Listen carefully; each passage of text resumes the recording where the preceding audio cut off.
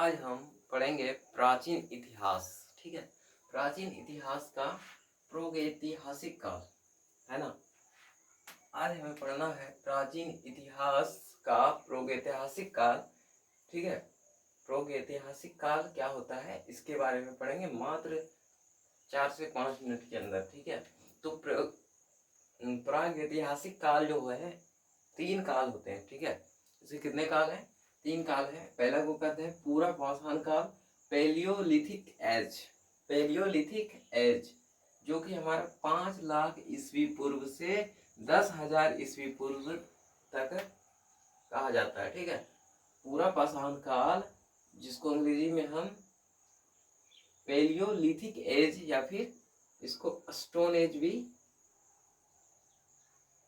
कहते हैं। ठीक है, पाषाण को हम क्या कहते हैं? स्टोन, यानी पत्थर। पाषाण मतलब पत्थर, स्टोन एज। ठीक है, पूरा पाषाण काल यानी पैलियोलिथिक एज जो कि 5 लाख ईस्वी पूर्व से 10,000 ईस्वी पूर्व तक कहा जाता है। दूसरा है मध्यकाल, मध्य पाषाण काल, जिसको हम कहते हैं मीसोलिथिक एज। मीसोलिथिक एज जो कि 10 लाख ईस्वी पूर्व से 7,000 ईस्वी पूर्व तक माना जाता है।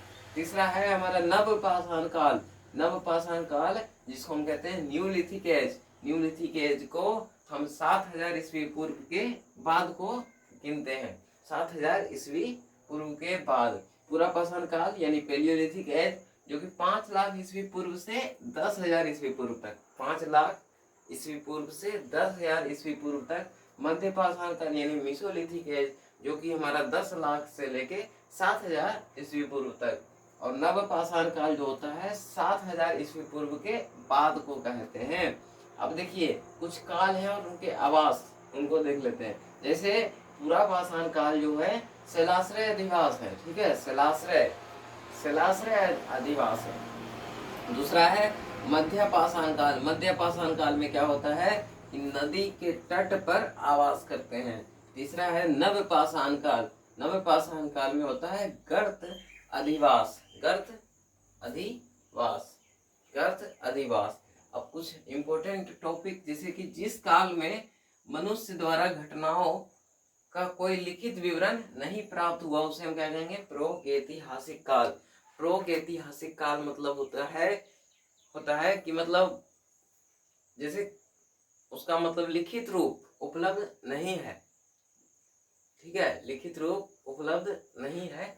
और दूसरा हमारा है आद्य ऐतिहासिक काल, यानी मतलब लिखित रूप है लेकिन उसको पढ़ा नहीं गया, पढ़ा नहीं जा सकता है, जो कि सिंधु घाटी सभ्यता के अंदर आते हैं। ठीक है, आद्य ऐतिहासिक काल उस काल को कहते हैं जिसके लिखित साक्ष्य नहीं है लेकिन लिखित साक्ष्य है लेकिन पढ़ नहीं सकते, जो कि सिंधु घाटी सभ्यता के अंदर आपको पता चलेगा। ठीक है, मानव विकास के उस काल को ऐतिहासिक काल कहते हैं जिसका लिखित विवरण क्या है? उपलब्ध है। लिखित विवरण जिसका उपलब्ध रहता है उसको हम क्या कहते हैं? ऐतिहासिक काल कहते हैं। लिखित विवरण जिसका उपलब्ध रहता है उसको हम ऐतिहासिक काल, जिसका लिखित विवरण उपलब्ध है लेकिन उसको हम पढ़ नहीं सकते उसको हम कहते हैं आद्य ऐतिहासिक काल। और जिस काल में मनुष्य द्वारा घटनाओं का कोई लिखित विवरण नहीं उपलब्ध है उसे हम प्रागैतिहासिक काल कहते हैं। और आग का आविष्कार पूरा पाषाण काल में हुआ। आग का आविष्कार पूरा पाषाण काल में हुआ। आग का आविष्कार पूरा पाषाण काल में हुआ। आग का आविष्कार पूरा पाषाण काल में हुआ। पहिया का आविष्कार नव पाषाण काल में हुआ। पहिया का आविष्कार नव पाषाण काल में हुआ। मनुष्य में अस्थायी निवास की प्रवृत्ति नव पाषाण काल में ही हो गई थी। मनुष्य में अस्थायी निवास की प्रवृत्ति नव पाषाण काल में हो गई थी। अब नेक्स्ट है कि मनुष्य ने सर्वप्रथम तामा धातु का प्रयोग किया। मनुष्य जो है सबसे पहले धातु में तामा का उपयोग किया। किसका उपयोग किया? तामा का उपयोग किया। अलेक्जेंडर कनिंघम को भारतीय पुरातत्व का पिता कहा जाता है। अलेक्जेंडर कनिंघम को भारतीय पुरातत्व का पिता कहा जाता है। रॉबर्ट ब्रूस फूट ने 1863 ईस्वी में भारत की प्रथम पूर्व पाषाणकालीन संस्कृति की खोज की। रॉबर्ट ब्रूस फूट ने 1863 ईस्वी में भारत की प्रथम पूर्व पाषाणकालीन संस्कृति की खोज की। भारत की सर्वप्रथम पुरापाषाण काल की संस्कृति का खोज किसने किया? रॉबर्ट ब्रूस ने किया। कब किया? 1863 ईस्वी में किया। पुरापाषाण काल को अंग्रेजी में पैलियोलिथिक एज कहते हैं, जो 5 लाख ईस्वी पूर्व से हमारा 10,000 ईस्वी पूर्व तक होगा। मध्य पाषाण काल जो 10 लाख ईस्वी पूर्व से लेके 7,000 ईस्वी पूर्व तक होगा। नवपाषाण काल यानी कि न्यूलिथिक एज जो हमारा 7,000 ईस्वी पूर्व के बाद होगा, जिस काल में मनुष्य में ऐसा ऐतिहासिक काल जिसका मतलब लिखित रूप उपलब्ध नहीं हो, ठीक है, उसका लिखित रूप उपलब्ध नहीं हो, उसे हम क्या कहते हैं? प्रागैतिहासिक काल। जिसका लिखित रूप उपलब्ध हो लेकिन उसको पढ़ नहीं सकते, उसको हम कहते हैं आद्य ऐतिहासिक काल, जिसको हम सिंधु घाटी में देखेंगे, ठीक है।